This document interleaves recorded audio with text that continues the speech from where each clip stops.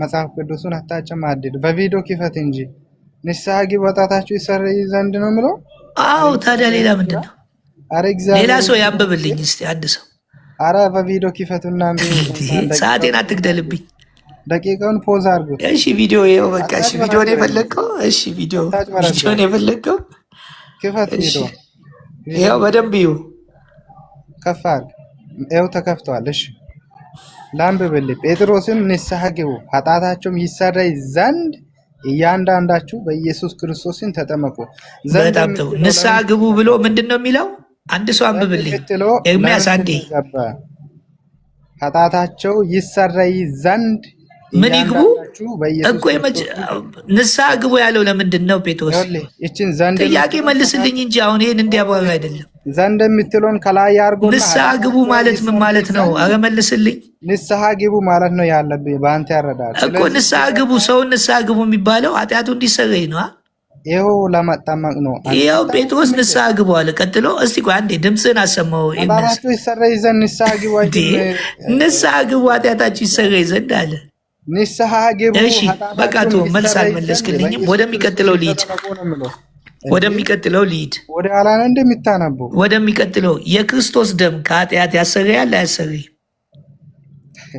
ሬሳችን አይደለም ስለ ደም እኮ የኃጢአት ስርየት አይሰጥም። ጥምቀት ደም ነው የኃጢአት ስርየት የሚሰጠው ብዬ ስለማመን ጥምቀት ነው የኃጢአት ስርየት የሚያሰጥ፣ ደሙ ነው የኃጢአት ስርየት የሚያሰጥ። የጥምቀት ጥያቄ የለም እንደፈለገ ምን ሆነ ነው? ስለ እኮ ጥምቀት የሚባል ነገር እኮ ስለሌለ ነው። ወይንም እሺ የጴጥሮስ መልእክት ላይ ችግር የለውም ሊመልስልህ የኢየሱስ ክርስቶስ ደም ከኃጢአት እሺ በቃ ቀላል ጥያቄ ልጠይቅ።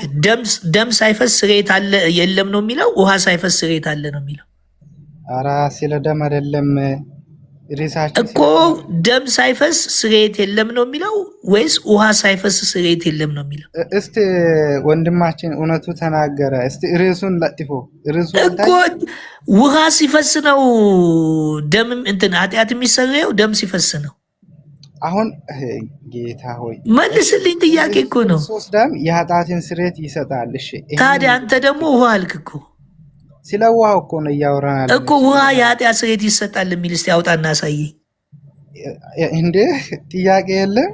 እሺ እኮ የኃጢአት ስርየት ጥምቀት ያሰጣል የሚል አውጣና ስጠኝ። አልቻለም። እሺ ሊጠይቅ በቃ ደቂቃዬን አስቀምጥ። እንዴ ሰውዬ ምንድን ነው ውይይት አይችልም እንዴ? ኧረ ዳኒ አንድ በሉልኝ እንዴ። በራሴ ጥያቄ ላይ ካልጠየቅኩ እያለኝ ነው። ኃጢአታችሁም ይሰረይ ዘንድ በኢየሱስ ክርስቶስም ተጠመቁ አላቸው እኮ። ምን ስሉ ንስሐ ግቡ ስለሚል አሁን እሱን እኔ አሁን የጠየቅኩን ጥምቀት የኃጢአት ስርየት ያሰጣል የሚል ጥቅስ አውጣልኝ። በአንተ ያረዳድ ከሆነ ኃጢአታችሁ ይሰረይ ዘንድ ንስሐ ግቡን ማለት ነው። ንስሐ ግቡ ምን ኃጢአታችሁ ይሰረይ ዘንድ በኢየሱስ ክርስቶስም ተጠመቁ ነው አይልም። ማንበብ ያቅተዋል እንዴ? ምን ሆነ ነው? አንዴ ሚዩት አስደርጉልኝ። እኔ ሜዶሬ ተገኝታ አይደለም ጥያቄ ጠይቅበት ሚዩት አስደርጉልኝ እንዴ። የምትጠይቀውን ጥያቄ በቃ ይህንን ጨረስኩ እኮ ወደ ሌላ ጥያቄ እየገባው ነው። ይኸው ግባ ደቂቃ። ሌላ ኃጢአት በውሃ ጥምቀት ኃጢአት ያሰረያል የሚል ሌላ ጥቅስ ደግሞ አንዴ ደቂቃው 10 ደቂቃ ይሆን ወንድምነት። እንደውም 15 ከፍ ቢል ጥሩ ነው እና ደቂቃ 15 ደቂቃ ይሆን። ለአንተም 15 ደቂቃ ይሰጥሃል። 15 ደቂቃ ቀጥሉ። ጥሩ እየመለስክ ስለሆነ እሱም ጥሩ እየጠየቀ ስለሆነ እኛ እያዳመጥን ነው። እሺ የጴጥሮስ መልእክት ምዕራፍ 3:21 የውሃ ጥምቀት ያድናል ነው የሚለው። ኦፍኮርስ በግልጽ አይደል የተናገረው እዛ ጋር የውሃ ጥምቀት ያድናል ነው የሚለው። አንብባ ምንድን ነው የሚለው? አይልም እኮ አይልም ማለት ያንተ አይደል? በጣም ጥሩ። እሺ ጥምቀት ምሳሌ ሆኖ አሁን ያድነናል ይላል። ምን ምሳሌ ሆኖ? ጥምቀት ምሳሌ ሆኖ አሁን ያድነናል ይላል። ስለዚህ ጥምቀት ምሳሌ ነው እንጂ አያድነንም። የሚያድነን ክርስቶስ ነው ማለት ነው። ጥምቀት ምሳሌ አላለም። በጣም ጥሩ። በኖ ጊዜ ውሃውን ያዳነው መርከቡን ያዳነው። ይኸው እዚህ ጋር ውሃ አድነዋል ይላል። በኖ ጊዜ ውሃውን ያዳነው መርከቡን ያዳነው። ጴጥሮስ ውሃ አዳናቸው ይላል። የቱ ጋር ውሃ ነው ያዳናቸው? ወንድማችን ኤርም ክፈት ውሃ አዳናቸው ነው የሚለው። አውጣው እስቲ። ጴጥም ማለት አውጣው። 8 ነፍሳት በውሃ የዳኑበት ኦኬ፣ ውሃው የመጣው ሊያድን ነው ይላል። ይኸውልህ ወንድሜ፣ ውሃው የመጣው ሊያድን ነው። ቃሉ የተጻፈውን ነው የምናነበው። እሺ ኤርሚያስ፣ ከዛ በፊት ዘፍጥረት 6ን አውጣልኝ። አረ ወደ ዘፍጥረት አንሄድ እባክህ። ቆይ ውሃው ለምን እንደመጣ እንድታውቅ አንዴ ዘፍጥረት 6ን አውጣልኝ። ከዛ ወደ ጴጥሮስ ምሳሌ ስለሆነ ጴጥሮስን ክፈት። አንተ እስቲ በእናትህ በእኔ ጊዜ እንትን አትበለኝ። መልእክት ክፈትና አስነብብ። አንዴ ዘፍጥረትን አውጣልኝ። አንዴ እሺ። ጠያቂው ክፍል ይውጣልኝ ብሎ ያለው እንጂ ተጠያቂው እኔ ጠያቂ እኮ ነኝ። በእኔ ጊዜ ዘፍጥረት 6 እሺ፣ ቁጥር 17 እሺ፣ ቁጥር 17 እኔም እነሆ ከሰማይ በታች የሕይወት ነፍስ ያለውን ስጋ ሁሉ ለማጥፋት በምድር ላይ የጥፋትን ውሃ አመጣለሁ፣ በምድር ያለውን ሁሉ ያጠፋል አለ። የምን ውሃ አመጣለሁ አለ? የጥፋትን ውሃ። እሺ ጴጥሮስ ላይ ሂድ እንግዲህ። አሁን ሰምተሃል አይደል? የምን ውሃ ብሏል? ችግር የለውም። እኔ ከራሴ አይደለም እያወራ ያለው እኮ የምን ውሃ ብሏል? የጥፋት ውሃ። ሁለቱም ወንጌላት ሁለቱም መጽሐፍ ቅዱስ ክፍል ይገጫጫሉ እያልከኝ ከሆነ አይ በቃ የዳኑት በመርከብ እንጂ በውሃ አይደለም። ጴጥሮስ ተሳስቷል። እንደዛ በቃ የጴጥሮስን ንገረን እስቲ። አሁን አንብብና ንገረን። ክፈት። አሁን ውሃ እንዳዳነ ይንገረን እስቲ። እሺ ጥቂቶች ማለትም 8 ነፍስ በውሃ የዳኑበትን መርከብ ሲያዘጋጅ የእግዚአብሔር ትዕግስት በኖህ ዘመን። ቆይ አንዴ 8 ነፍስ በውሃ የዳኑበት መርከብ ሲዘጋጅ በምንድን ነው የዳኑት? በውሃ የዳኑበት ይላል። ምን በውሃ የዳኑበት ምን? በውሃ የዳኑበት መርከብ ሲዘጋጅ የእግዚአብሔር መርከቡ ለምንድን ነው የተዘጋጀው? ለምንድን ነው አይልም እዚህ ጋር 8 ነፍሳት በውሃ የዳኑበት ነው የሚለው። ይኸውልህ የዳኑበት ነው የሚል ማለት ምን ማለት ነው? ቆይ እስቲ ቆይ አሁን አንተ ሊቢያ ስትሄድ መርከብ የሚዘጋጀው ውሃው ሊያድን ነው መርከቡ ሊያድን ነው? ሎጂኩን ተው። ሎጂኩ ሳይሆን መርከብ እሺ ቀጥል፣ ወደ ታች ወረድለት። እያለቀብህ ነው። ይለቃ፣ ችግር በቂ ነው። ስለዚህ አሁን ያዳናቸው መርከቡ ነው ውሃው? ያዳኑበት መርከብ ሲዘጋጅ የእግዚአብሔር ስለዚህ ውሃው ነው ያዳናቸው መርከቡ ነው? በቆያ ጊዜ ነው። ኦኬ ቆይ ያዳናቸው መርከቡ ነው ውሃው ነው? ታዘዙም ይላል። ከዛስ ይህም ውሃ ለተጠየቀው ለምን አትመልስም ወንድማችን? ያዳናቸው የዳኑት መርከቡ ውስጥ ገብተው ነው ውሃ ውስጥ ገብተው ነው? አረ መጽሐፍ ቅዱስ በውሃ የዳኑበት ይላል። እኔ ምን ላድርግልህ እኮ መርከብ ይላል እኮ የዳኑበት መርከብ ይላል እኮ። አረ ቆይ መርከብ ውስጥ ገብተው ነው ዋኝተው ነው የዳኑት? ገልብጤ ነው እንደምታነበው እኮ የዳኑት መርከብ ውስጥ ገብተው ነው ዋኝተው ነው? እኔን አትጠይቀኝ ቅዱስ ጴጥሮስ። ይኸው መጽሐፉን እኮ ነው የምልህ። የዳኑበት መርከብ ይላል። በውሃ የዳኑበት መርከብ ሲዘጋጅ ይላል። ውሃው ለምንድን ነው የመጣው? ውሃ ለማጥፋት ነው የመጣ። እሱን ታዲያ አሁን እኮ እየዳኑ ነው በውሃ እያልከኝ ነው? ይኸው እዚህ ጋርም ደግሞ እኔ ሲያነብልህ መርከብ ይላል እኮ የዳኑበት መርከብ ይላል። በውሃ ገልብጤ አታነብ። በውሃ የዳኑበት መርከብ ሲዘጋጅ በኖህ ጊዜ ውሃው ለምንድን ነው የመጣው ብሎ አስቀመጠ እንጂ በኖህ ጊዜ ውሃው ለምንድን ነው የመጣው? መለስኩልህ እኮ በኖህ ጊዜ የመጣ ውሃ ይሄ ምሳሌ ስለ ኖህ ነው አይደለ? ውሃው የጥፋት ውሃ ነው እኮ አለ፣ ግን መርከብ ውስጥ ገብተው ዳኑ አለ። እሺ ድነዋል ይላል። ይኸው እዚህ ጋር በምንድን ነው የዳኑት? በውሃ ድነዋል ይላል። እዚህ ጋር ደግሞ በውሃ አይልም። እዚህ ጋር እስኪ የሚያስድጋሚ በውሃ ዳኑ ይላል እንዴ? እስኪ ይኸው በውሃ የዳኑበት መርከብ ሲዘጋጅ ይላል እንዴ? መርከብ እኮ ነው ያለው መጨረሻ ላይ በውሃ የዳኑበት መርከብ የሚለውን ይሁት። እስቲ 800 ሰው እያነበባችሁ የዳኑበት ውሃ አይልም፣ የዳኑበት መርከብ ነው የሚለው። ምንድን ነው አንተ አማርኛ ትችላለህ አይደል? ከታች ከላይ ያለውን ለምን ቆረጥ እኮ ውሃው እኮ የጥፋት ነው። 8 ነፍስ በውሃ የዳኑበት መርከብ ያለ 8 ነፍስ ውሃው የጥፋት ውሃ ነው። የዳኑት ግን በጥፋት ውሃ ሳይሆን በዛ በጥፋት ውሃ ተሳፈው የዳኑበት መርከብ በውሃ የዳኑበት መርከብ ሲዘጋጅ መርከብ የገባ ሲዘጋጅ የሚለውን ለማጠየቅ ነው። አንተ ቅድም ዘፍጥረት እኮ 6:17 የጥፋት ውሃ አለ እኮ አለ። እሱን አልካድኩም እኮ ውሃው የመጣው ሊያጠፋ ነው አይደል? መርከቡ ባይኖር 8ቱ ነፍስ ምንድን ነው የሚሆኑት? ያው ይጠፋሉ። ታዲያ ለምን ውሃ አይድናቸውም? መርከቡ ሳይኖር እኔን ለምን ትጠይቀኛለህ? እኮ መርከቡ የተዘጋጀው ለምንድን ነው? ቅዱስ ጴጥሮስን ለምን አትጠይቀውም? ቧዋ አይደለም መርከቡ የተዘጋጀው ለምንድን ነው? ከጥፋት ውሃ ሊድኑ ዘንድ። ውሃ ሊያድናቸው ነው አላልክም? መጽሐፍ ቅዱስ እኮ ነው የምለው። ጌታው በቃ እሺ፣ ወደ እኔ ጥያቄ ግባ። ጥያቄ ከሌለ ዝም ብለህ አጫውተህ። አይ አንተም እውቀት ማለት ብዙ ያው እንዲሁ እንትን ለማለት እንጂ ከአንተ ጋር እንትን ብሎኝ ከሆነ አጫውተን፣ ችግር የለውም። ቀጥል፣ አሁን ወደ አንተ ቀጥል። እሺ ጠይቀኝ። ልጠይቅ እንደ ጥያቄ አልቋል። እሺ ጥያቄን ጨርሷል መሰለኝ። እሺ አስቀምጡልኝ ለእኔ ደቂቃኝ።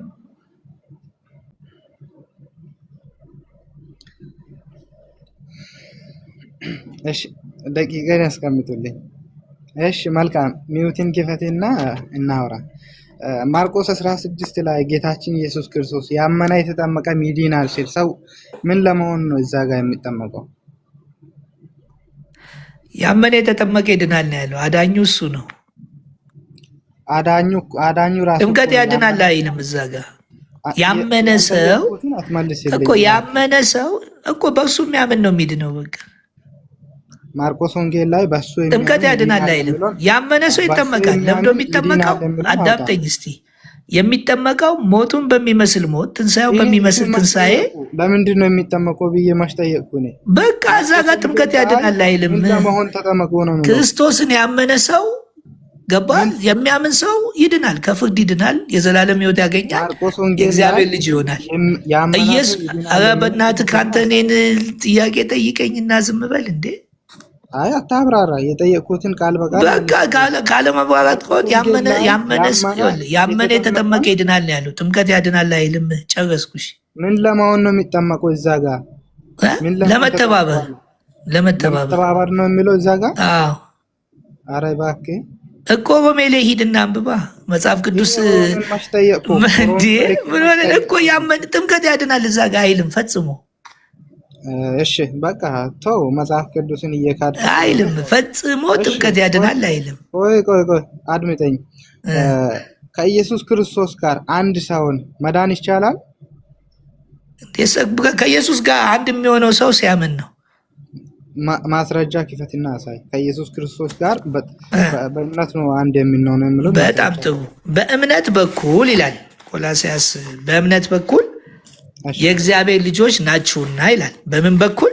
በእምነት በኩል የእግዚአብሔር ልጆች ናችሁ ይላል። አንብበህ ታውቃለህ ይሄንን ጥቅስ? ቀጥላ አንብብ። በቃ የእግዚአብሔር ለተቀበሉት በስሙ ለሚያምኑት የእግዚአብሔር ልጆች የሆኑ ዘንድ ይላል። 10 ቦታ አትጥቀስ። ይኸው ልጅ የምትሆንበትን በማመን ነው አልኩህ እኮ። ገላትያ መልእክት ላይ ነው ያለ። አንተ ቆላስይስ ይኸውልህ አዳምጠኝ። አሁንም ድጋሚ አዳምጥ። አንተ ጠይቀህ ጸጥ በል። ለተቀበሉት በስሙ ለሚያምኑት የእግዚአብሔር ልጆች። ታዲያ አንድነት የምትፈጥረው እኮ በማመን እኮ ነው። ስታምን ልጅ ትሆናለህ። የሚጠይቅን ብቻ መልስልኝ። ገላትያን ምዕራፍ 3 ከቁጥር 26 እና 27 ላይ ከክርስቶስ ጋር አንዲት የሆኑ ዘንድ የተጠመቃችሁላችሁም ክርስቶስን ለብሳችሁ። ስለ ውሃ ጥምቀት አይደለም። ሲጠይቅ መልስልኝ እባክህ። ስለ ውሃ ጥምቀት አይደለም። ክርስቶስን ሳይለበስ መዳን ይቻላል? ክርስቶስን የምትለብሰው በእምነት ነው እኮ። ስታምን ለብሰዋል እኮ። ማስረጃ እንዴ! በእምነት ክርስቶስ የእግዚአብሔር ልጅ አይደለ እንዴ? በጥምቀት ሲል ውሃ ጥምቀቱን አይደለም የሚያወራው። ትለብሳለህ የሚለውን ማስረጃ አምጣልህ። አንተ እኮ ነው ያመጣው። በእምነት ነው። ይኸውልህ መጽሐፍ ቅዱስን ክርስቶስን በጥምቀት የሚል የለም። ክርስቶስን በውሃ ጥምቀት ውሃ የሚል ነገር የለም። ይኸውልህ አሁንም ደግሜ ላንብብልህ። ደግሜ ልበልክ። ሞቱን በሚመስል ሞት። እስቲ ቆይ ወይ አዳምጠኝ ወይ እንትን አትበል። የኔ ጥያቄ ነው። ሚውት አድርግ። እሺ ጠይቅና ሚውት አድርግ። ምንድን ነው ሚውት የሚያደርገው? በቃ ጠይቅና ዝም በላ።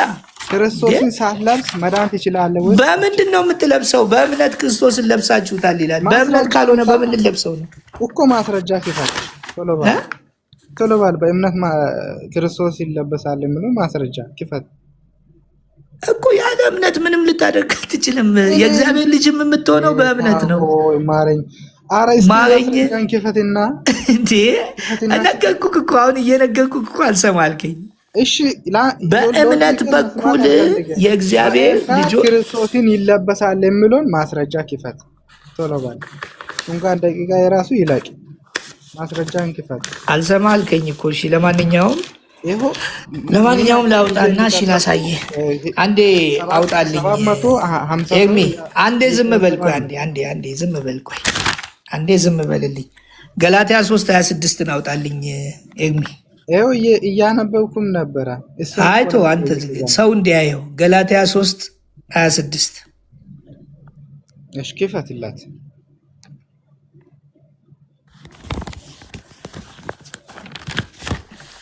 ገላትያ 3:26 አንብባ።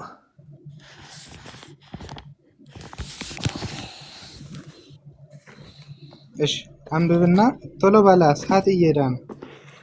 ያው በእምነት በኩል አይ በቃ ራሳቸው አንብቡ፣ እኔ አላነበብም። ሰውየው ጠይቆ እኔንም በእምነት በኩል ሁላችሁም በክርስቶስ ኢየሱስ የእግዚአብሔር ልጆች ናችሁና። አያ እሺ ጨርስ። 4 ነጥብ እስከሚሆን ድረስ ጨርስ። እሺ አንደኛ ጴጥሮስ አውጣልኝ። ኧረ እስቲ ቀጥል፣ የኔ ጥያቄ ነው። አንደኛ ጴጥሮስ አሁን ጠይቀህ እንትን አትበል። አንደኛ ጴጥሮስ 1:5 4 ነጥብ አላለቀም እንዴ? ይኸው እያሳየሁህ እኮ ነው። በቃ ከዚህ በኋላ ማስረጃዎችን ተመልከት። የለህም በእምነት ክርስቶስን ይለበሳል። ይኸው ልጅነት ልጅ ስትሆን እኮ ለበስከው እኮ። አንደኛ ጴጥሮስ ምዕራፍ 1 ቁጥር 5 ቀጥል።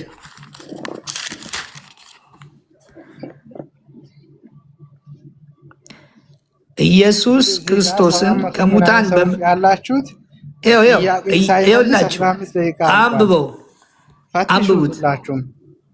አንብቡት። ከስንት ልጀምርልህ? ኢየሱስ እኔ ራሱ እያየው እኔ እዚህ ጋር ነበር። ኢየሱስ ክርስቶስ ከሙታን በመነሳቱ ለሕያው ተስፋና ለማይጠፋ እድፈት ለሌለበት ለማያልፍ ርስት እንደ ምሕረቱ ብዛት ሁለተኛ የወለደን የጌታችን የኢየሱስ ክርስቶስ አምላክና አባት ይባረክ። ይህም ርስት በመጨረሻው ዘመን ይገለጥ ዘንድ ለተዘጋጀ መዳን በእምነት በእግዚአብሔር ኃይል ለተጠበቃችሁ ለእናንተ በሰማይ ቀርቶላችኋል። ዳግም የተወለዱት ክርስቶስን የለበሱት ልጅ የሆኑት በምንድን ነው? በእምነት። ምንድን ነው የጠየቅኩት? ልጅነትን ስታገኝ እኮ ክርስቶስን ለበስከው እኮ። ሌላ ምን? ጥምቀቱ መተባበሩ ነው። በደንብ አዳምጠኝ። ጥምቀት የውሃ ጥምቀት አይደለም የሚለው በደንብ ሞቱን በሚመስል ሞት ትንሣኤውን በሚመስል ትንሣኤ መተባበር። የሞቱ የውሃ አንተ እኮ ውሃ ነው የምትለው። ውሃ የሚላለ ቆይ በውሃ ነው የሚለው። እስቲ ያሳየኝ።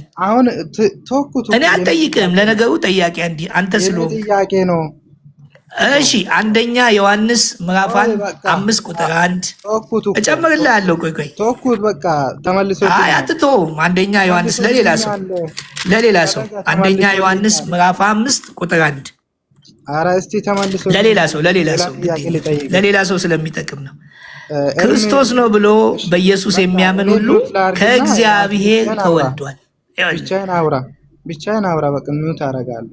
ይኸውልህ ክርስቶስ ነው ብሎ በኢየሱስ የሚያምን ሁሉ ከእግዚአብሔር ምን ብሏል? ተወልዷል።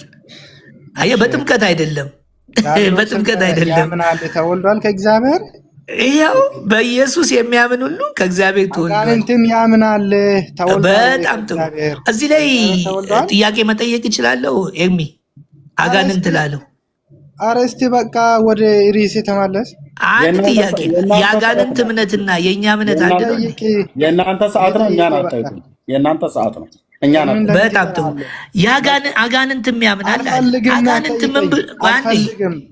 አጋንንት ምን ብሎ ነው የሚያምነው? ሞቶልኛል፣ ተሰቅሎልኛል፣ ክርስቶስ ደሙን አፍሶልኛል ብሎ ነው የሚያምነው። እምነቱን ከአጋንንት ጋር የምታደርገው በቃ የአንተ እምነትና የአጋንንት እምነት አንድ አይነት እምነት ነው አይደለም? እኔ ያመንኩት ኢየሱስ አድኖኛል፣ ሞቶልኛል፣ አጋንንት እንዲህ ነው እንደሚያምነው? አልጠየቅኩም። እንዲህ ብሎ ነው ወይ የሚያምነው? አንድ አይነት እምነት የለንም። ብዙ ጊዜ እቺ እኔም ተሸውጄባት ነበር። አሁን ግን ነቃሁኝ። አጋንንት የሚያምነው እግዚአብሔር እንደፈጠረው ከሰማይ እንደፈጠፈጠው በክርስቶስ ደግሞ እንደተሸነፈ። እኔ ምን አጋንንትንና የእኛን እምነት ስላመጣ እኮ ነው። በቃ አንድ አይነት ናቸው እኮ ይኸው የምትወለደው በእምነት እንጂ በጥምቀት አይደለም። ልጠይቅ በቃ ሚውት አድርግ ጠይቄ ይኸው እጠብቅሃለሁ። እኔ ስለ ጥምቀት ነው እንጂ ስለ አጋንንት እምነት አይደለም እኮ። ጥምቀትን ያገኘው ልጅነት ይኸው ክርስቶስ ነው ብሎ በኢየሱስ የሚያምን ሁሉ ከእግዚአብሔር ተወልዷል። የሚያምን በጥምቀት አይደለም ልጅነት የምታገኘው በእምነት ነው። አሪፍ ነው። ቅዱስ ጳውሎስ ጌታ ኢየሱስ ክርስቶስ ባገኘበት ሰዓት ነው የኃጢአትን ስርየት ያገኘው ወይስ ተጠምቆ ነው ያገኘው?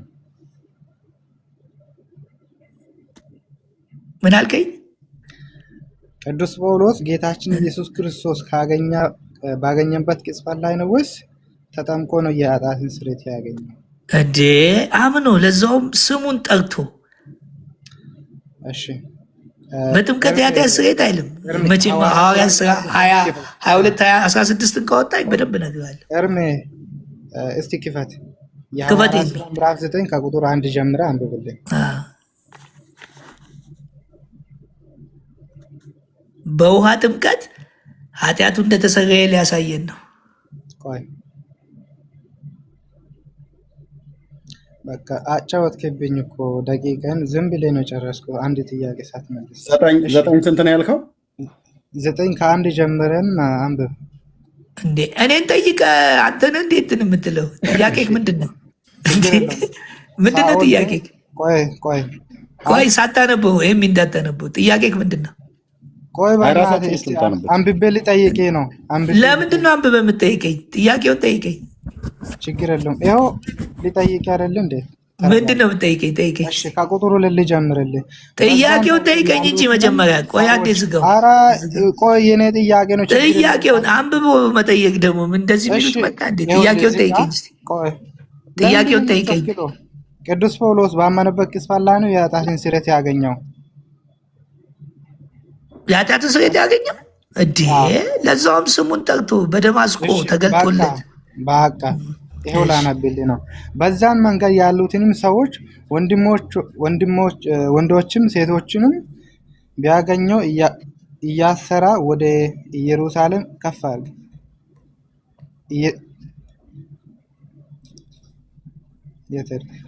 ኢየሩሳሌም ያመጣቸው ዘንድ በደማስቆ ላሉት ምኩራባቸው ደብዳቤ ከእርሱ ለመነ። ሲሄድም ወደ ደማስቆ በቀረበ ጊዜ ድንገት በእርሱ ዙሪያ ከሰማይ ብርሃን አንጸባረቀ። በምድርም ላይ ወድቆ ሳኦል ሳኦል ሆይ ከፍ አድርግ፣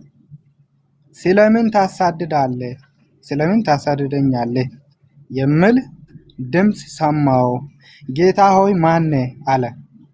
እሺ ጌታ ሆይ ማን ነው አለ። ከዛስ የት ሄድክ? እሺ እርሱም አለው አንተ የምታሳድደኝ እኔ ኢየሱስ ነኝ። ማን? አንተ የምታሳድደኝ እኔ ኢየሱስ ነኝ። የመውጊያንም ብረት ብትቃወም ለአንተ ይብስብሃል። ከፍ አድርግ። እሺ እየተንቀጠቀጠና እየተደነቀ ጌታ ሆይ ምን አደርግ ዘንድ ትወዳለህ አለው። ጌታም አለው ተነስተህ ወደ ከተማ ግባና ታደርጎ ዘንድ የሚያስፈልገን ይነግራል አለ። ጌታ ሆይ ምን ላደርግ ባለበት ሰዓት ላይ ቅዱስ ጳውሎስ አምኗል ወይስ አላመነም?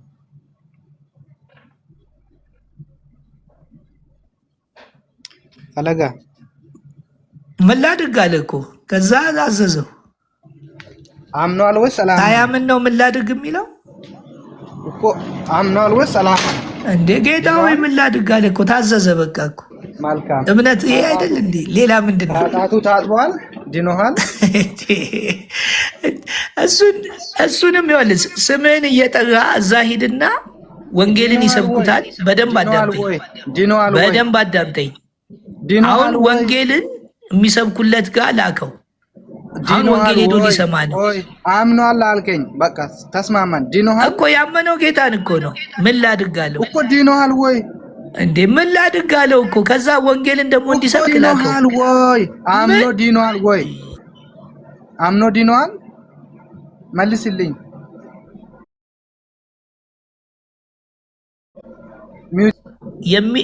ገባ በሱ የሚድንበትን መንገድ ወንጌል የሚሰብኩ ስላሉ ላከው።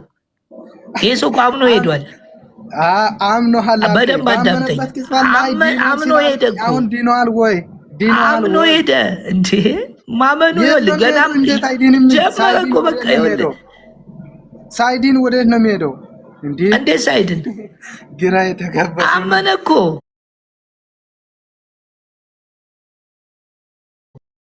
ግራ የተጋባ አመነ እኮ።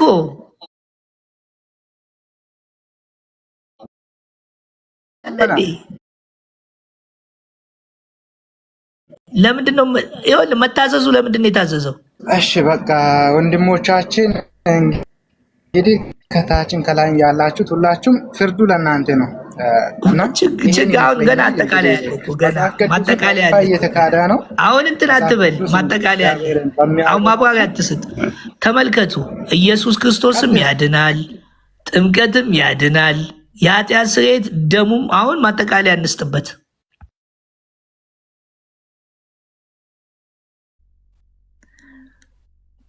ለአንተ ነው የሚሰጠው። ቀጥል፣ ችግር የለውም። በቃ የመጨረሻ ማጠቃለያ በደንብ አዳምጡን። ውሃ ካለ ደሙ ነው የምጀምረው። እሺ ማጠቃለያ እሱ ይስጥና ከዛ አንተ ትሰጣለህ። 3 ደቂቃ ልስጣችሁ ለማጠቃለያ። 5 ደቂቃ አድርገው። 5 ደቂቃ እሺ። አይበዛባችሁም? እሺ አይበዛም። እኔ እዚህ ጋር ስለ እንትኑ ስለምን ለማንኛውም ከዕብራውያን 9 ጀምርና ከዛም በኋላ በብሉይ ኪዳንም ፈለገ ይሰማል። አቤት እሱ ስለጀመረ እሱ ይጨርሰውና ከዛ አንተ እሱ ይጀምር እንጂ እሱ ይቀጥል። እኔ ስጠየቅ አልነበር እንዴ? እሺ ችግር የለም። እሺ አስቀምጥልኝ፣ ምንም ጣጣ የለም። እሺ መልካም እንግዲህ በመጀመሪያ ደረጃ ሁላችሁም ከታች ያላችሁ 700 ምናምን ሰዎች ያላችሁ እንዲታወቁ የሚፈልገው ነገር ምንድነው? ፈለገ ጳውሎስ የኦርቶዶክስ ተዋሕዶ የቤተክርስቲያን ትምህርት አንዴ እንትን ወደ እርሱ ትገባለህ። አስቁምልኝ፣ የራሱ አስተምሮና ዳኒ አስቁምልኝ። ዳኒ እኔ እንዲህ ማለት ዳኒ አስቁምልኝ። ስለ ጥምቀቱ ማጠቃለያ፣ ስለ ስርየቱ ማጠቃለያ፣ ስለ እኔ እንድታወራ አይፈቀድልህም። እኔም ስላንተ አላወራም፣ አላውቅህም። ሀሳብ ቢታወራም ባታወራም ጣጣ የለብኝም። ያነሳውን ሀሳብ አሁን ማጠቃለያ ነው የምትሰጠው። ቅድም ያነሳውን ሀሳብ ማጠቃለያ ነው የምትሰጠው። ብዙ ሰዎች እንዳይታለሉ ማወቅ ስላለባቸው እንዲያውቁ ነው። ስለዚህ የኦርቶዶክስ አስተምሮ ይሄ አይደለም። የተዋሕዶ አስተምሮት ጥርት ያለ አስተምሮ ነው በጥምቀት ዙሪያ ላይ በምንም ላይ ያለው እና ወደ ማጠቃለል ስናልፍ ደግሞ መጽሐፍ ቅዱሳችን ላይ እንግዲህ በሚገባ ጥምቀት ለመዳን፣ ጥምቀት ለኃጢአት ስርየት፣ ጥምቀት ያድናል የሚል በጣም ከብዙ ከሚባል ሁሉ በጣም ሞልቷል ማለት ነው መጽሐፍ ቅዱስ ላይ። ስለዚህ ወንድማችን ሲጠይቀው ምን እያለ ነው? ሰው ያመነ የተጠመቀ ይድናል የሚለው ቃሉን ይላል። አይ ለመዳን አይደለም ይላል። አረ ንገርም ነገር እኮ ነው። ያመነ የተጠመቀም ይድናል ማለት አይድንም ማለት ነው። እንግዲህ በእምነትም ራሱ አይዳንም ማለት ነው በእነሱ አስተምሮ። ስለዚህ ያመነ የተጠመቀም ይድናል አለ። ምን ለመሆን ነው የሚጠመቀው? ለመዳን። ስለዚህ ያመነ የተጠመቀም ይድናል የሚለውን ትምህርት ገልብጣችሁ አይ በእምነት ብቻ ነው የሚዳነው የሚለውን አስተምሮ ከየት አመጣችሁ? መጽሐፍ ቅዱስ ያመነ የተጠመቀም ይድናል ነው የሚለው። እሺ እሱ እንዲለፉ የጠየቁት ብዙ ጥያቄዎች ነበሩ። ክርስቶስን በእምነት ነው የሚለበሰው የሚለውን ጥያቄ ጠይቄው ነበረ። አንድም ጥቅስ ሊሰጠው አልቻለም። መጽሐፍ ቅዱስ ላይ ብዙ ቦታ ላይ ስለ እምነት ይናገራል፣ ስለ ጥምቀት ይናገራል።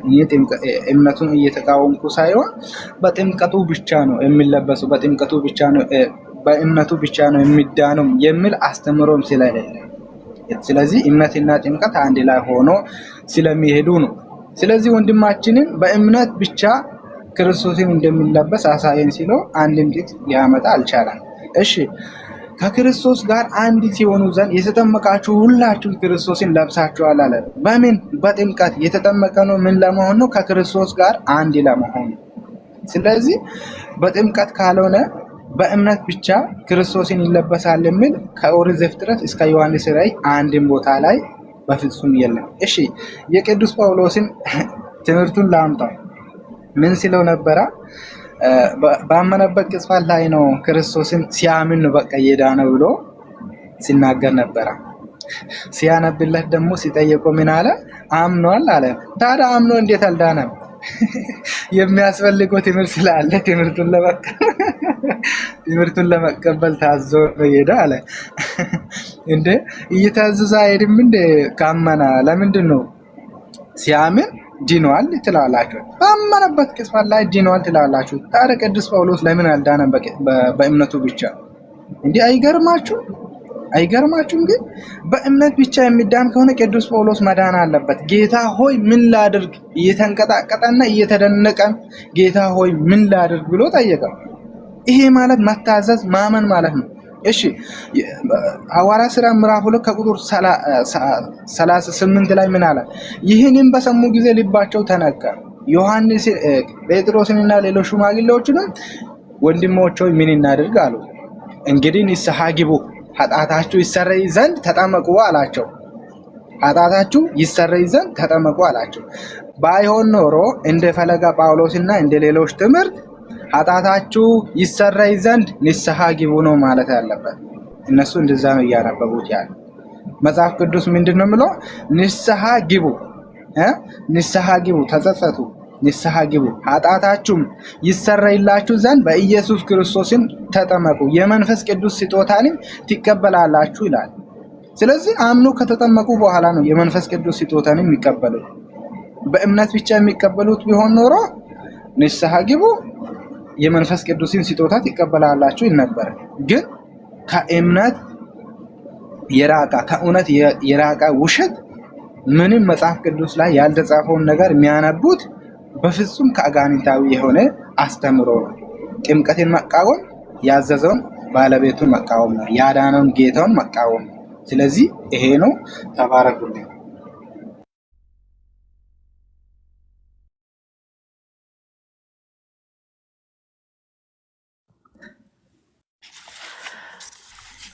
እሺ እንግዲህ እንደሰማችሁት ነው። ኢየሱስ ክርስቶስ ለሐዋርያቶች ኃላፊነትን ሰጥቷቸዋል። ሂድና እዛ ይነግረዋል አለው። ሰማ። ከመጀመሪያ አምኖ ነው እነሱ ጋር የሚሄደው። ሰማ። በስሙ ደግሞ እዛ ጋር ምን አለ? ሐዋርያት ሥራ ምዕራፍ 20 ፈለገ አንድ ትቀጥላለህ። ደቂቃው እንደገና ያዘለት። ወገኖች በጣም ሪፖርት አለ። ጌታ እግዚአብሔር ምስክር እያየው ነው። እኔም እያየው ነው። አፕሊኬሽኑን ዝጋው ይለኛል። ቀደም ሪስታርት አደረግኩትኝ። አሁን የነ ብሩኬ የነ ሚኪ የነ ቢኒ በጣም ነው የሚሽከረከረው። በጣም ነው ሪፖርት ያደረጉት እና ታብና ኮፒሊንግ ሼር አድርጉት። ጸጋ ያብዛላችሁ። ከነገና ጀምርለት። ፈለገ ቀጥል። ቴንክ ዩ። እንግዲህ ቻለው ኤርሚ የኔ መምጣት ያው አሁን ለምን ትዘገያለህ? ተነሳና ስሙን እየጠራ አየህ፣ ስሙን እየጠራ ሉቃስ 24 ቁጥር 47 ላይ በስሙ የኃጢአት ስርየት እንዲገኝ፣ የኃጢአት ስርየት የሚገኘው በስሙ ነው። ስሙ ደግሞ ኢየሱስ ክርስቶስ ነው። ስሙ ውስጥ ደም አለ፣ የክርስቶስ ደም አለ። የክርስቶስ ደም ምን ይላል?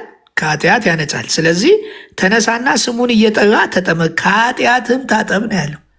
ጥምቀት ከኃጢአት ያሰረያል የሚል እዚህ ጋር አይልም።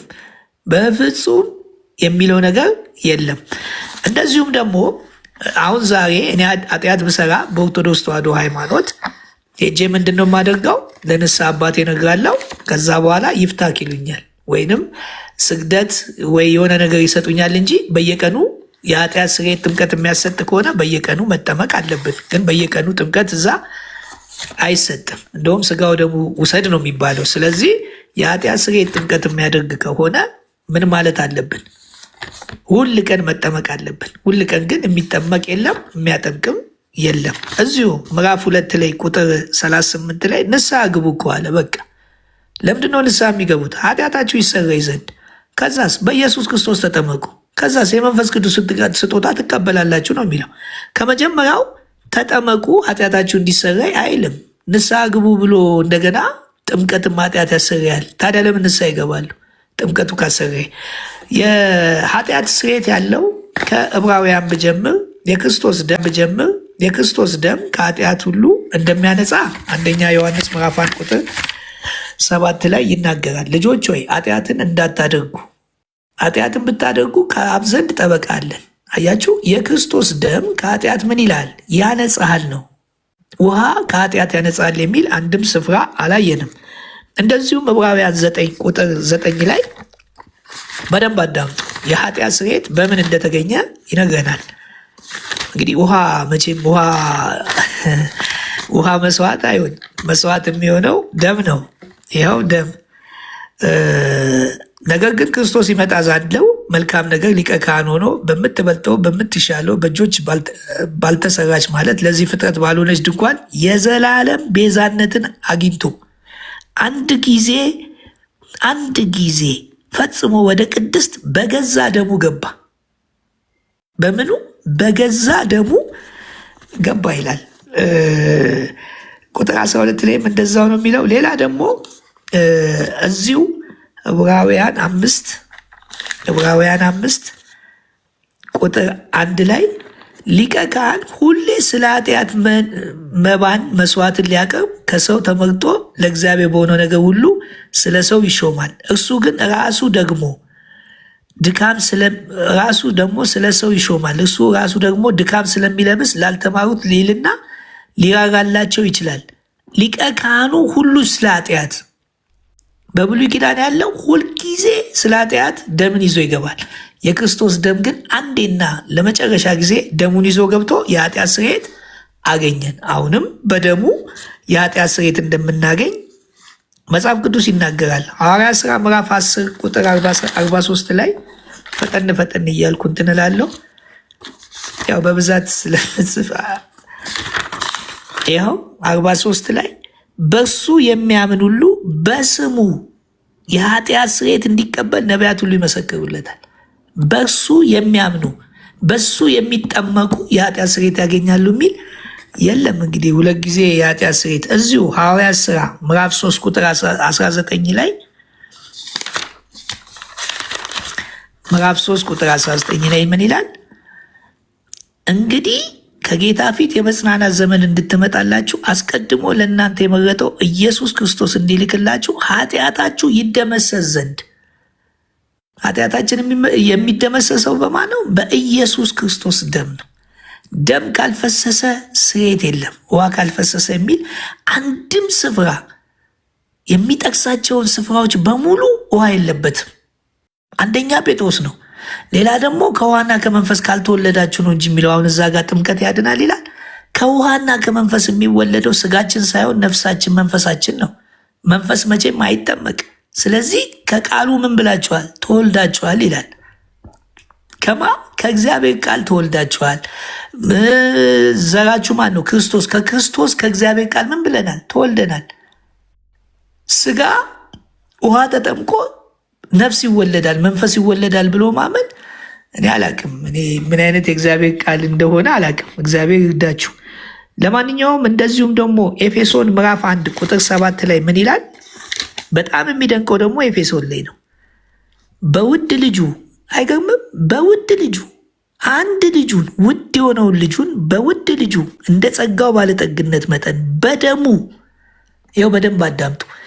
በደሙ ምን ያለ የተደረገ ቤዛነትን አገኘ። እሱም የበደላችን ስርየት። የምናችን? የበደላችን። የኃጢአት ስርየት አለው እዛ ጋ፣ የበደላችን ስርየት አለው። ኢሳይያስ 53 ስለ በደላችን፣ ስለ መተላለፋችን፣ ስለ ቁስላችን፣ ስለ ኃጢአታችን ደቀቀ ነው የሚለው። የክርስቶስ ደም በውድ ልጁ በደሙ በደላችን ምን አለ? ተሰረየ ያለ። አስቡት፣ ኢየሱስ ክርስቶስ በደሙ የኃጢአታችን አሰሪው እንደገና በውሃም ኃጢአታችሁ ይሰረያል ብሎ ካለ አንደኛ ከቃሉ ጋር ቃሉን የሚያከብር አምላክ ነው። ሌላ ደግሞ ምን ይላል? አንደኛ ቆሮንቶስ ምዕራፍ 12 ቁጥር 13 ላይ አንደኛ ቆሮንቶስ ምዕራፍ 12 እኔ ልውረድ እንዳትወድ ያይታላችሁ ግን ይቀበላል። እንዳትወድ አዳምጥ፣ ቁጭ በል። አንደኛ ቆሮንቶስ ምዕራፍ 12 ቁጥር 13 ላይ ምን ይላል? እንዲሁ እንዲሁ ክርስቶስ ደግሞ እንዲህ ነው። አይሁድ ብንሆን፣ የግሪክ ሰዎች ብንሆን፣ ባሪያዎች ብንሆን፣ ጨዋዎች ብንሆን፣ እኛ ሁላችን በአንድ መንፈስ አንድ አካል እንድንሆን ተጠምቀናል፣ ሁላችንም አንዱን መንፈስ ጠጥተናል ይላል። አንዱን መንፈስ ቅዱስ ስንጠጣው ምን ሆንን? በአንድ አካል ሆነናል ማለት ነው። እግዚአብሔር የተመሰገነ ይሁን። ስለዚህ የውሃ ጥምቀት የሚል ነገር የትም ቦታ አይገኝም። የትም ቦታ አታገኙትም። ሰው ይጠመቃል። አዎ፣ ለምንድ የሚጠመቀው እንዴ? መተባበር አለበት፣ ምሳሌነቱን ለመግለጽ። እንደገና ደግሞ አንደኛ ዮሐንስ ምዕራፍ 2 ቁጥር 2 ላይ አንደኛ ዮሐንስ አያችሁ፣ ማስረጃ መስጠት ማለት እንደዚህ ነው። ዝም ብሎ በግምት መለፍለፍ አደጋ አለው። አንደኛ ዮሐንስ ምዕራፍ 2 ቁጥር 2 ላይ ምን ይላል? ቅድም የነገርኳችሁ ልጆች ሆይ ኃጢአትን እንዳታደርጉ ይህን እጽፍላቸው፣ ማንም ኃጢአት ቢያደርግ ከአብ ዘንድ ጠበቃ አለን፣ እርሱም ጻድቅ የሆነው ኢየሱስ ክርስቶስ ነው። እርሱም የኃጢአታችን ማስተሰሪያ ነው። ውሃ አይደለም የኃጢአታችን ማስተሰሪያ፣ እራሱ ባለቤቱ ነው። ባለቤቱ ደግሞ ደሙ ፈሷል። ደም ስለፈሰሰ ደግሞ ስርየት የምናገኘው በማን ነው? ባፈሰሰው በሱ ደም ነው። በእንስሳ ደም በዓመት አንድ ጊዜ ሕሊናቸውን እንኳን የማያነጻቸው በዓመት አንድ ጊዜ ከነጻ የክርስቶስ ደም ደግሞ ምን ይላል? ይኸው የኃጢአታችሁ ማስተሰሪያ፣ ለኃጢአታችን ብቻ አይደለም፣ ነገር ግን ለዓለም ሁሉ ኃጢአት እንጂ። አያችሁ፣ ለዓለም ሁሉ ኃጢአት ማስተሰሪያ የሆነው ማን ነው? ኢየሱስ ክርስቶስ ብቻ ነው። አያችሁ። ምናልባት እስቲ ቆይ ሰዓት አለቀ ሲሉኝ ይላሉ። ሌላ ደግሞ 4 እስቲ አዳምጠኝ። 4 ደግሞ አንደ ዮሐንስ ምዕራፍ 4 ቁጥር የጥምቀት አንድ ቁጥር 4 ቁጥር 10 ፍቅር እንደዚህ ነው ይላል።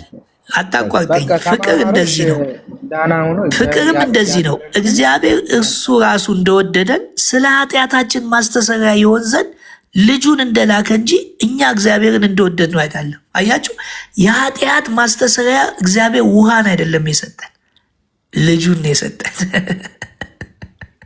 ልጁን ነው። አያችሁ፣ ልጁን። ያው ፍቅር እንደዚህ ነው፣ እግዚአብሔር ራሱ እንደወደደን ስለ ኃጢአታችን ምን ማስተሰሪያ ይሆን ዘንድ ልጁን እንደላከ እንጂ እግዚአብሔርን እኛ እንደወደድ ነው አይደለም ይላል። እንደዚሁ ሮሜ 5:23 ደግሞ እንየው። እቺን ልና ጨርሳለሁ። ሮሜ 5:23 ምን ይላል? ኃጢአት በሞት እንደነገሰ እንዲሁ ደግሞ ጸጋ ከጌታችን ከኢየሱስ ክርስቶስ የተነሳ በጽድቅ ምክንያት ለዘላለም ሕይወት ይነግስ ዘንድ ጸጋ ከመጠን በላይ ምን ብሏል? ይልቅ በለጠ። ኃጢአት ምን ይል ዘንድ? ቆይ ሮሜ 5 ጥቅሱን ተሳስቼ ነው ሮሜ። ስለዚህ እስካሁን የነገርኳችሁን ጥቅስ ስታየጡት የኃጢአት ማስተሰሪያ፣ የበደል ማስተሰሪያ ማን ነው? ኢየሱስ ክርስቶስ ነው። ኢየሱስ ክርስቶስ ደግሞ ምን ሆኖልናል? ደሙ ፈሷል። ደም ከፈሰሰ ደግሞ ስርየት አለ። አሁንም ስርየት ለማግኘት ደም መፍሰስ አለበት እንዳንል ለዘላለም ሊቀ ካህን ሆኖ በገዛ ደሙ ገባ። ስለዚህ የኃጢአት ስርየት የሚገኘው በደሙ ነው እንጂ እኛ እንደ ሙስሊም እየታጠብን ኃጢአታችን ይታጠባል ካልን እንግዲህ ወደ እስልምና እየሄድን ነው። ስለዚህ ውሃ ምሳሌ ነው። ከሱ ጋር መሞታችን፣ ከሱ ጋር ጥምቀት ደግሞ ዕብራውያን ላይ ሌሎችም ጥምቀቶች ይላል እኮ የጥምቀት አይነቶች ይላል። በመንፈስ ቅዱስም እኮ መጠመቅ አለ፣ መዋጥ፣ በመንፈስ ቅዱስ መቀበር፣ በመንፈስ ቅዱስ መሸፈን፣ መከደን አለ። አሁን ጥምቀት ሲባል ውሃ ብቻ ትዝ ስለሚለን ነው እንጂ ከውሃው ያለፈ የመንፈስ ቅዱስ ጥምቀት አለ፣ የደሙ ጥምቀት አለ፣ የመከራ ጥምቀት አለ። ራሱ ቤተክርስቲያን 3 አይነት ጥምቀት አለ እንዳለ ትናገራለች። ቤተክርስቲያን ራሱ ይህንን አይናገሩትም። ስለዚህ ጥምቀት ሳይሆን የኃጢአት ስርየት ያገኘነው በደሙ ነው። የዳነውም በክርስቶስ ነው። ወደፊትም የምንድነው በክርስቶስ ነው። እንግዲህ በዚህም ጉዳይ ነገ ከነገ ወዲያ የሚዋይ ደግሞ መዳን በእምነት ብቻና ስራ ምን እንደሆነ ደግሞ ወደፊት እንትን እንላለን። እግዚአብሔር ይስጥልኝ። አመሰግናለሁ ስለሰማችሁ።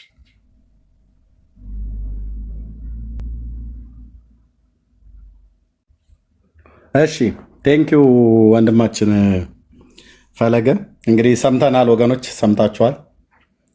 የነበረውን ኮንቨርሴሽን ማለት ነው። እሺ ብርኬ አላችሁ ዳኒ ወንድምነት አላችሁ አለን ዳኒ ኤርሚ አለን። እሺ የምትሉት ነገር ካለ ማለት ትችላላችሁ። እሺ ምናልባት ገላትያ መጽሐፍ ምዕራፍ ሲወያዩ በተደጋጋሚ ልጁ ሲጠይቅ የነበረው አንድ ሀሳብ አለ ገላትያ ላይ። ከዛ በፊት ማለት መፈልገው ጥምቀት ያድናል ብሎ ለማመን ቅድም ብየዋለሁ፣ ድጋሚ ልበለው፣ መጽሐፍ ቅዱስን ማንበብ አያስፈልግም ወይ ደግሞ መረዳት አያስፈልግም። ጥምቀት ያድናል የሚመስሉ ሀሳቦች ስላሉት መጽሐፍ ቅዱስ ማለት ነው። ኢየሱስ ብቻውን ያድናል ብሎ ለማመን ግን መጽሐፍ ቅዱስን በሙላት መረዳት ይፈልጋል። የእግዚአብሔር ሐሳብ ምንድን ነው መገለጥ ይፈልጋል። የእግዚአብሔርን ቃል መብላት ያስፈልጋል። ጥምቀት እንደማያድን ለማመን ማለት ነው። ኢየሱስ ብቻውን እንደሚያድን ለማመን በደንብ ከእግዚአብሔር ቃል ጋር መዋል ያስፈልጋል ማለት ነው። ጥምቀት ያድናል ብሎ ለማመን ግን በቃ ማንበብ አይጠበቅብንም። በቃ ማርቆስ 16:16 ያመነ ይጠመቅ ይድናል ስለሚል በቃ ጥምቀት ያድናል ትቀበላለህ ማለት ነው። ልክ አሁን ፈለገ ሲያነሳችሁ የነበሩትን ሐሳቦች ለመረዳት ግን በደንብ ከእግዚአብሔር ቃል ጋር መቆየት ያስፈልጋል። የእግዚአብሔር መንፈስ እርዳታም እንደዛው ማለት ነው። ሰው ክርስቶስ ኢየሱስን ሳይለብስ ይድናል ወይ ነው ጥያቄው በተደጋጋሚ የነበረው። አዎ ክርስቶስ ኢየሱስን የሚለብሰው የዳነ ሰው ነው። ታዲያ ሳትድን ከነቁሻሻ ክርስቶስን ትለብሳለህ እንዴ ወንድም ማለት? መዳን መልበስ ማለት ምን ማለት ነው? ወደ አካሉ መጨመር ማለት ነው። የጽድቅ ልብስ የሆነውን ኢየሱስን መልበስ ማለት ነው።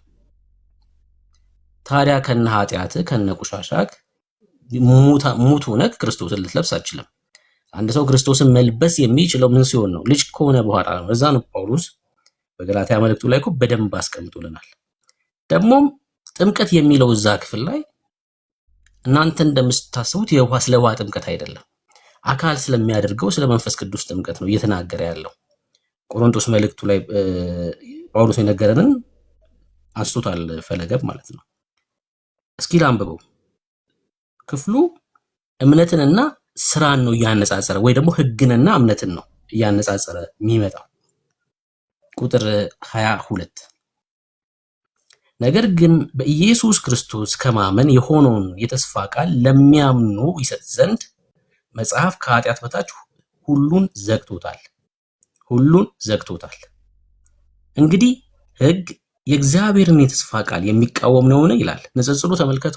ጥምቀት አይደለም የክፍሉ ሐሳብ ራሱ ጥምቀትን ማንሳት አይደለም። ጳውሎስ ህግንና እምነትን እያነጻጸረ ያለው አይደለም። ሕያው ሊያደርግ የሚቻለው ህግ ተሰጥቶ ቢሆንስ እሺ በእውነት ጽድቅ ከህግ በሆነ ነበረ። ምን ሊያደርግ የሚቻለው? ሕያው ሊያደርግ የሚቻል ህግ ተሰጥቶ ቢሆን ግን ሰው በህግ በኩል የዘላለም ህይወት ሊያገኝ ስለማይችል በባህርነት ውስጥ እንዲኖር ስለሚያደርገው ህግ ስለሚፈርድ ማለት ነው። ህግ ስለሚቀጣክ ወደ ህይወት መምጣት አትችልም በህግ በኩል አለን። እሺ እምነት ሳይመጣ ቁጥር 23 ሊገለጥ ላለው እምነት ተዘግተን ከህግ በታች እንጠብቅ ነበር። በቃ በባህርነት ውስጥ በሞግዚት ስር ነበርን ይለናል ጳውሎስ። ከህግ በታች ነበርን። እሺ እንግዲህ በእምነት እንጸድቅ ዘንድ በምን እንድንጸድቅ? በእምነት ውስጥ በመነከር አይደለም የሚለው በእምነት እንጸድቅ ዘንድ ወደ ክርስቶስ የሚያመጣ ሞግዚታችን ሆኗል። ሞግዚት የነበረው ምንድነው? ህግ ነው። ንጽጽሩ ጸጋንና ህግን ነው። በቃ የዚህ ክፍል ዋነኛ ዓላማ ንጽጽሩ ጸጋንና ህግን ነው። ህግ ምን ነበር? ሞግዚት ነበር። ወደ ማን የሚያመጣ? በእምነት እንጸድቅ ዘንድ ወደ ክርስቶስ የሚያመጣ ሞግዚት ነበር። እምነት ግን መጥቷል። ኦኬ አሁን እምነት መጣ። ክርስቶስ ኢየሱስ ስለ ኃጢአታችን መስቀል ላይ ሞተ ማለት ነው። ስለዚህ እምነት ግን መጥቷልና ከእንግዲህ ወዲህ ከሞግዚት በታች አይደለንም፣ ከህግ በታች አይደለንም። ለምን? እምነት ስለመጣ። እዛ ነው ቁጥር 26 ላይ ሲዘጋው ሐሳቡን በእምነት በኩል ሁላችሁ በክርስቶስ ኢየሱስ የእግዚአብሔር ልጆች ናችሁና። እምነት ስለመጣ ምን ሆነ? ከህግ በታች በሞግዚት ስር አይደለንም። በእምነት በኩል ምን ሆነን? ጸደቅን፣ የእግዚአብሔር ልጆች ሆነን። የእግዚአብሔር ልጆች የሆኑ ሰዎች ደግሞ ምን ይሆናሉ? ክርስቶስን ይለብሳሉ። ሰው ሳይድን ክርስቶስን መልበስ አይችልም። ክርስቶስን ለብሰህ አይደለም የምትድነው። ልጅ ስትሆን ክርስቶስን ትለብሳለህ። ለዛ ነው በእምነት በኩል ሁላችሁ በክርስቶስ ኢየሱስ የእግዚአብሔር ልጆች ናችሁ ካለ በኋላ እሺ ከክርስቶስ ጋር አንድ ትሆኑ ዘንድ የተጠመቃችሁላችሁ ክርስቶስን ለብሳችሁታል። ልጅ ስትሆን ምን ትሆናለህ? ክርስቶስን ትለብሰዋለህ። እንዴት ነው ክርስቶስን የምትለብሰው? ውሃ ውስጥ በመግባት አንደኛ ቆሮንቶስ መጽሐፍ ምዕራፍ 12 ቁጥር 12 አካልም አንድ እንደሆነ እሺ ብዙም ብልቶች እንዳሉት ነገር ግን የአካል ብልቶች ሁሉ ብዙዎች ሳሉ አንድ አካል እንደሆነ ክርስቶስ ደግሞ እንዲሁ ነው። አይሁድ ብንሆን የግሪክ ሰዎች ብንሆን እሺ ባሪያዎች ጨዋዎች ብንሆን እሺ ባሪያዎች ጨዋዎችን ብንሆን እኛ ሁላችን በአንድ መንፈስ አካል የምትሆነው እንዴት ነው? ተጠምቀ ነው ብሏል አይደል? ክርስቶስን የምትለብሰው ክርስቶስን የምትለብስበት ጥምቀት የትኛው ጥምቀት ነው? ይሄው ጳውሎስ እሱን ነው እየነገረን ያለው። በአንድ መንፈስ አንድ አካል እንድንሆን ተጠምቀናል። ምን እንድንሆን የተጠመቅነው? አካል እንድንሆን። የዳነ ሰው በክርስቶስ ኢየሱስ የእግዚአብሔር ልጅ የሆነ ሰው ወደ አካሉ መግባት መቻል አለበት። የአካሉ ብልት መሆን መቻል አለበት እና በአንዱ መንፈስ አንድ አካል እንድንሆን ተጠምቀናል። ሁላችንም አንዱን መንፈስ ጠጥተናል። የተጠመቅነው በእግዚአብሔር መንፈስ ነው። ጌታ የተናገረው የሐዋርያት ሥራ መጽሐፍ ምዕራፍ 1 ቁጥር 5 ላይ ያለው ቃል ማለት ነው። ዮሐንስ በውሃ ጠመቀ፣ እናንተ ግን ከጥቂት ቀን በኋላ በመንፈስ ቅዱስ ትጠመቃላችሁ ያለው ቃል ማለት ነው። በምን ትጠመቃላችሁ? በመንፈስ ቅዱስ። በመንፈስ ቅዱስ ተጠምቀን ምን ሆነናል? የአካሉ ብልት ሆነናል እና ይሄኑ መንፈስ ጠጥተናል። ይሄኑ አካል ያደረገንን መንፈስ ጠጥተነዋል። ስለ ውሃ ነው እያወራ ያለው ካልከኝ በብርጭቆ ተቀድቶ የተሰጠህና የጠጣኸው ውሃ አለ ወይ ነው ብዬ የምጠይቅህ። አይደለም። ስለዛ አይደለም እየነገረን ያለው የአካሉ ብልት ስለሚያደርገው ጥምቀት ሰው ጌታን ሲቀበል ሐዋርያት ሥራ መጽሐፍ ምዕራፍ 10 ላይ ያለው ቆርኔሌዎስ ቤት የሆነው ታሪክ ማለት ነው። የሐዋርያት ሥራ መጽሐፍ ምዕራፍ 2 ላይ ያለው ታሪክ ማለት ነው። ሰው ሚድነው በክርስቶስ ኢየሱስ ነው። የኃጢአት ስርየት በስሙ ነው። የኃጢአት ስርየት የክርስቶስ ደም ነው የሚሰጠው እንጂ በውሃ በኩል የኃጢአት ስርየት የለም። ለዛ ነው ዮሐንስ በራእዩ መጽሐፍ ላይ ሲናገር እንደዚህ አለ። ይህን ጥቅስ ላንብበው። ካለውና ከነበረው ከሚመጣውም በዙፋኑም ፊት ካሉት ከሰባቱ መናፍስት ከታመነው ምስክር ከሙታንም በኩር የምድር ነገስታት ገዢ ከሆነ ከኢየሱስ ክርስቶስ ጸጋና ሰላም ለናንተ ይሁን እና ለወደደን ከኃጢአታችንም በደሙ ላጠበን መንግስትም ለአምላኩና ለአባቱ ካህናት እንድንሆን ላደረገ ለእርሱ ከዘላለም እስከ ዘላለም ድረስ ክብር ኃይል ይሁን አሜን ይላል። ምን ላደረገን ይላል? ከኃጢአታችንም በደሙ ላጠበን። ከኃጢአታችን በደሙ ላጠበን። ኃጢአት የሚያጥብ ደም ነው። በውሃ የሚታጠብ ኃጢአት የለም። ወንድም አለ ጥምቀት ጌታ ያዘዘው በቤተ ክርስቲያን ውስጥ የምንፈጽመው ስርዓት ቢሆንም በጥምቀት በኩል ኃጢአት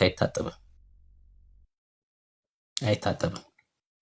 የመጨረሻ ቅድም በጣም ስትሮንግ የሆነ ፖይንት ተነስቷል። ምናልባት አስተውላችሁት ከሆነ አላውቅም።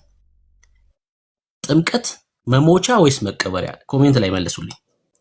ጥምቀት መሞቻ ነው ወይስ መቀበሪያ ነው? ጥምቀት መሞቻ ወይስ መቀበሪያ?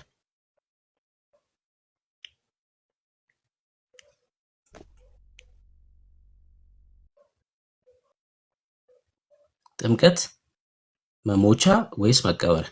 ወይ ደግሞ ጌታ ክርስቶስ ኢየሱስ መቃብር ውስጥ ነው የሞተው ወይስ መስቀል ላይ ነው የሞተው? ሞቶ መነሻ። ጥምቀት ሞቶ መነሻ አይደለም። የሞተ ሰው ነው ወደ ጥምቀት የሚሄደው። ጥምቀት መሞቻ ነው።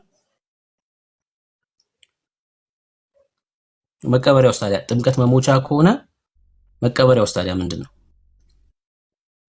መቀበሪያውስ ምንድን ነው? ክርስቶስ ኢየሱስ መቃብር ውስጥ ነው እንደ ሞተው? መስቀል ላይ ነው የሞተው። ከዛስ ተቀበረ። ውሃ ምንድን ነው? ከሱ ጋር አይደል የምንቀበርበት? ከሱ ጋር ውሃ ውስጥ የምትቀበር ከሆነ አስቀድመ መሞት አለብህ ማለት ነው። የት ነው የሞት ነው? እኛ መስቀል ላይ ነው የሞት ነው። መስቀል ላይ ነው የሞት ነው። ጳውሎስ እንደዚህ ይለናል ስለዚህ ነገር ሲናገር በኢየሱስ ክብር ለኢየሱስ። በሮሜ መጽሐፍ ምዕራፍ 6 ቁጥር 6 ላይ እንደዚህ ይላል፣ ከእንግዲህ ወዲህ ለኃጢአት እንዳንገዛ እሺ የኃጢአት ሥጋ ይሻር ዘንድ አሮጌው ሰዋችን ከእርሱ ጋር እንደተሰቀለ እናውቃለን። አሮጌው ሰው የት ነው የተሰቀለው? ከክርስቶስ ኢየሱስ ጋር ነው የተሰቀለው። የት? መስቀል ላይ። ኢየሱስ መስቀል ላይ ሞተ፣ አሮጌው ሰዋችንም መስቀል ላይ ሞተ። ኦኬ፣ መስቀል መሞቻ ነው ማለት ነው። መስቀል ምንድነው? መሞቻ ነው። የሞተ ከኃጢአቱ ይጸድቃል ወይስ አይጸድቅም? የሞተ ሰው ከኃጢአቱ ይጸድቃል ወይስ አይጸድቅም? የሞተ መስቀል ላይ ነው የምንሞተው ብያቸዋለሁ። በእምነት ከክርስቶስ ጋር ነው መስቀል ላይ የምንሞተው። ጌታ መስቀል ላይ እንደሞተው የሞተ ከኃጢአቱ ይጸድቃል ወይስ አይጸድቅም? ጳውሎስ መልስልን። እንደዚህ ይላል እዛው ሮሜ መጽሐፍ ምዕራፍ 6 ቁጥር 6 ከእንግዲህ ወዲያ ለኃጢአት እንዳንገዛ የኃጢአት ሥጋ ይሻር ዘንድ አሮጌው ሰዋችን ከእርሱ ጋር እንደተሰቀለ እናውቃለን ይልና ከዛ ቁጥር 6 እዛው የሞተስ ከኃጢአቱ ጸድቋልና። የሞተ ምን ሆኗል? ከኃጢአቱ ጸድቋል። አሮጌው ሰው ሲሞት መስቀል ላይ በእምነት ማለት ነው ከኃጢአት ትጸድቃለህ ይላል። ከዛስ አሮጌውን ሰው ተሸክመን ደግሞ አንኖርም።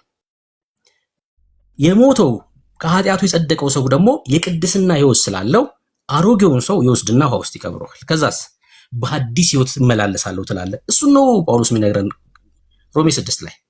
አሮጌውን ሰው ወስደህ ትቀብረዋለህ። ከዛስ በጽድቅ ሕይወት ለመመላለስ በቅድስና ሕይወት ለመመላለስ ከክርስቶስ ጋር ተቀብሬያለሁ ብለህ የምትናገርበት ነው። የሞተ ሰው ተሸክመን አንኖርም ማለት ነው፣ ወስደን እንቀብረዋለን ውስጥ።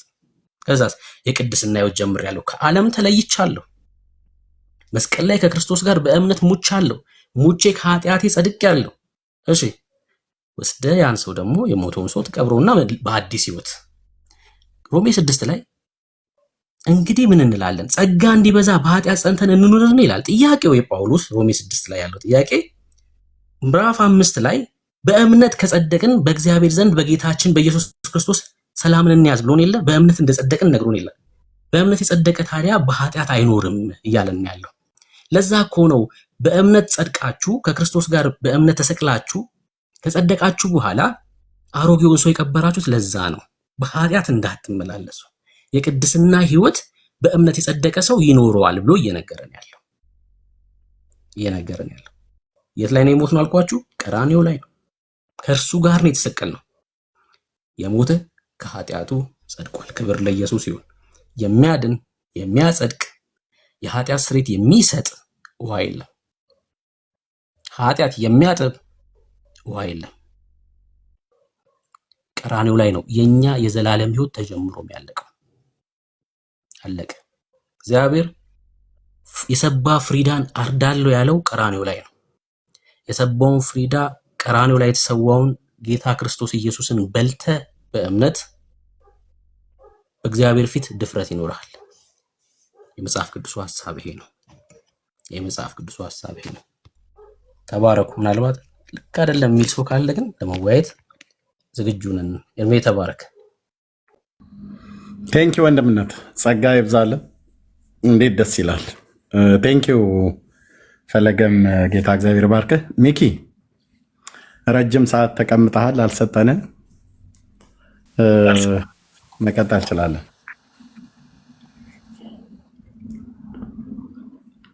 ያ ሼርምዬ የጌታ ጸጋና ሰላም ይብዛላችሁ። ቅድምም አንድ ነገር ሲወራ ነበርና ማጆሪቲ ቃል ነገር መያዝ በጣም ወሳኝ ነው። ጥምቀትን በተመለከተና ብሩኬን በደንብ እየሄደበት ነበረ።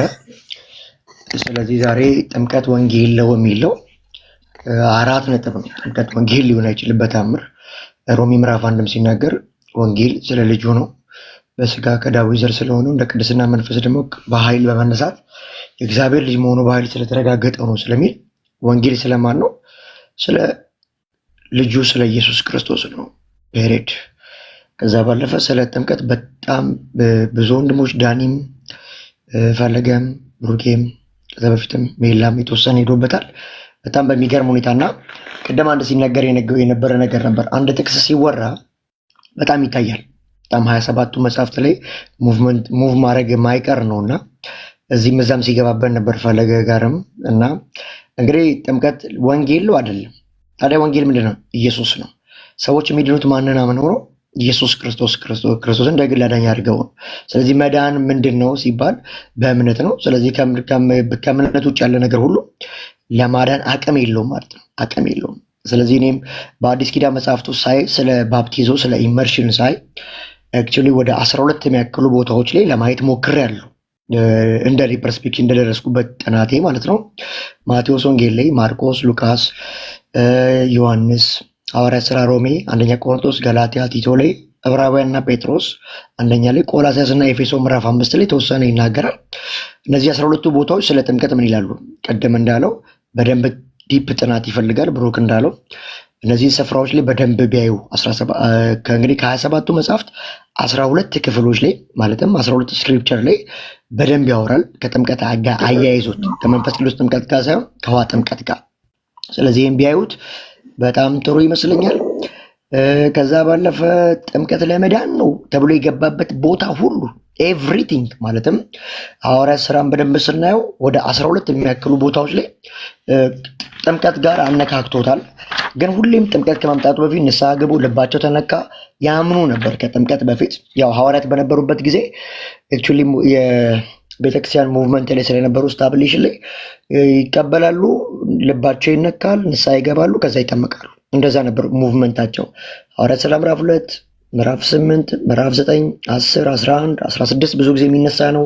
18 19 ምዕራፍ 22 አት ዘ ሆል ተያይዞ ኮንቲኒቲው ምንድን ሲባል የኃጢአትን ንስሐ ይገባሉ፣ ልባቸው ይነካል፣ ንስሐ ይገባሉ፣ ይጠመቃሉ። በእንደዚህ ፓዝ ነው የቀጠለው ሐዋርያት ሥራ። ስለዚህ ይህን በደንብ በኮምቢኔሽን ቢያጠኑ በጣም ጥሩ ይመስለኛል። ከዛ ባለፈ መዳን በእምነት ነው የሚለውን ደግሞ መጽሐፍ ቅዱሳችን ወደ 215 ጥቅሶች አሉት።